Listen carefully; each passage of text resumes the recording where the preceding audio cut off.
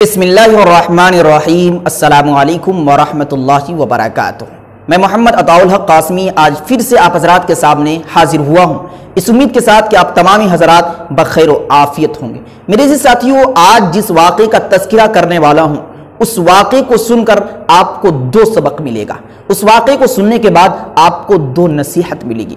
اس واقعے کا تذکرہ حدیث میں یوں ملتا ہے کہ حضرت ابو ہریرہ رضی اللہ تعالی عنہ روایت کرتے ہیں کہ نبی پاک علیہ الصلوۃ والسلام نے ارشاد فرمایا کہ بنی اسرائیل میں دو لوگ تھے، ایک نیک تھا، ایک عابد تھا، عبادت گزار تھا جو اللہ کے حکم کے مطابق اپنی زندگی کو گزارتا تھا، اور ایک وہ شخص تھا جو گناہگار تھا، اللہ کے حکموں کو توڑتا تھا، اللہ کی نافرمانی کرتا تھا، اللہ کے حکم کے خلاف عمل کیا کرتا تھا۔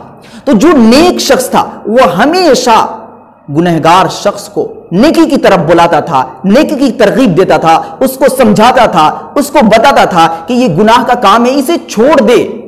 ایک مرتبہ کا واقعہ ہے کہ اس عابد شخص نے، اس نیک شخص نے گنہگار کو یہ کہا کہ اگر تو اس گناہ کے کام کو نہیں چھوڑا، اگر تو اس گناہ کے کام سے باز نہیں آیا تو اللہ تیری مغفرت نہیں کرے گا، اللہ تجھے بخشے گا نہیں اور تجھے جنت میں داخل نہیں کرے گا۔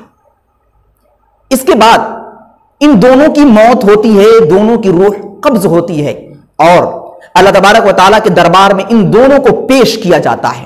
پھر اللہ تبارک و تعالیٰ عدل اور انصاف کرتا ہے، ان دونوں کی جہنم اور جنتی ہونے کا فیصلہ کرتا ہے، اور اللہ تبارک و تعالیٰ کہتا ہے، نیک بخت کو بلاتا ہے اور یہ کہتا ہے کہ کیا تمہیں اللہ کے اختیارات کا علم ہے؟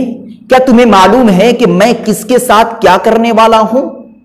اتنا کہہ کر اللہ تبارک و تعالیٰ نے اس نیک شخص کو، عابد شخص کو، جس کی پوری زندگی نیکی میں گزری، جس نے ہمیشہ نیکی کیا، جس نے ہمیشہ اللہ کے حکم کو فالو کیا، اللہ کے حکم کے مطابق زندگی گزارا، اس کے لیے فیصلہ ہوا کہ اس کو جہنم میں ڈال دو۔ وجہ اس کی یہی تھی کہ اس نے اللہ کے اختیارات کو اپنے قبضے میں لیا اور اس نے غیب کی خبر دینی شروع کر دی اور یہ کہنا شروع کر دیا کہ تو جہنمی ہے، اللہ تیری بخشش نہیں کرے گا، اللہ تیری مغفرت نہیں کرے گا، تو جنت میں داخل نہیں ہوگا۔ یہ جملہ اور یہ بات اللہ کو بالکل پسند نہیں ہے، جس کی وجہ سے ایک عابد شخص کے بارے میں اللہ نے یہ فیصلہ کر دیا اس کو جہنم میں ڈال دو۔